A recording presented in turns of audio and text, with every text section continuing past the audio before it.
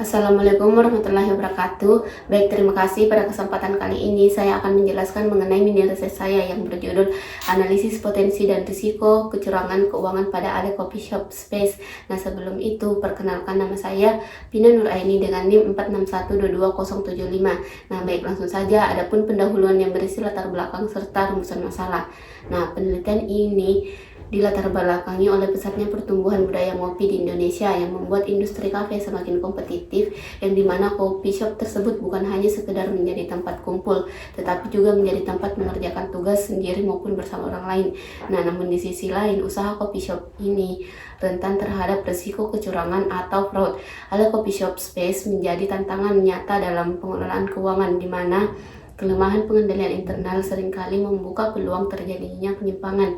Berdasarkan teori Freud, Angel, Diamond, hingga Gunn teori, faktor-faktor seperti tekanan ekonomi, adanya peluang akibat lemahnya sistem, serta kurangnya pengawasan menjadi pemicu utama individu melakukan kecurangan.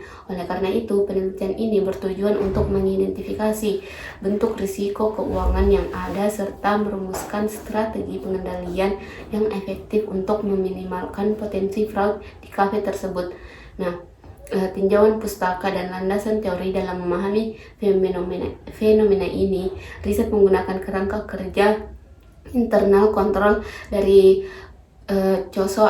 Koso 2013 yang menekankan 5 komponen utama. Yang pertama ada lingkungan, lingkungan pengendalian, yang kedua penilaian risiko, aktivitas pengendalian, informasi dan komunikasi, serta pemantauan.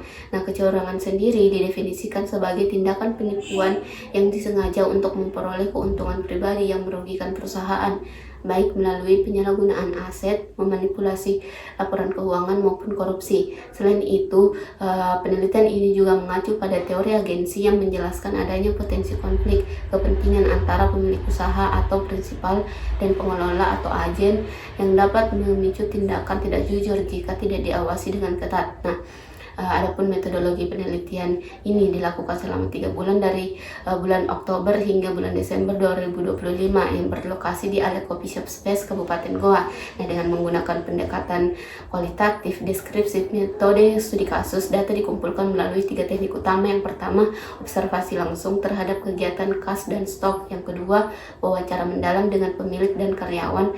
Dan yang ketiga, serta mendokumentasikan berupa penelaan bukti transaksi dan laporan keuangan. Data yang terkumpul kemudian melalui proses reduksi, penyajian, dan penarikan kesimpulan dengan membandingkan praktik di lapangan terhadap standar pengendalian internal yang baik. Nah, sehingga peneliti atau saya sendiri bisa merumuskan masalah, yaitu yang pertama ada apa saja bentuk risiko keuangan yang berpotensi menimbulkan kecurangan pada Ale Coffee Space, dan yang kedua, strategi apa yang dapat diterapkan untuk memperkuat sistem pengendalian keuangan agar risiko kecurangan dapat diminimalkan. Nah, adapun hasil analisisnya atau temuan risiko keuangan berdasarkan hasil penelitian yang telah dilakukan.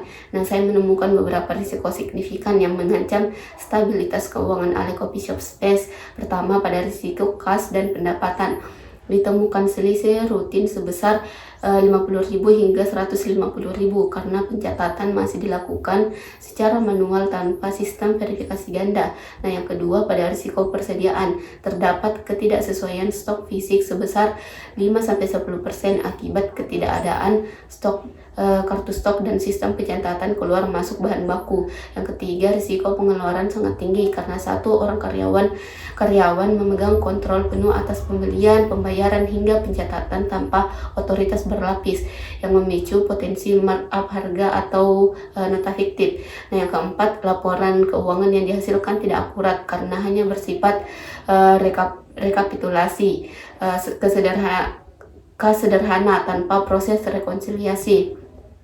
Seluruh masalah ini bermuara pada akar masalah utama, yaitu ketiadaan standar operasional prosedur atau SOP tertulis, sehingga karyawan bekerja hanya berdasarkan kebiasaan atau instruksi lisan yang tidak konsisten.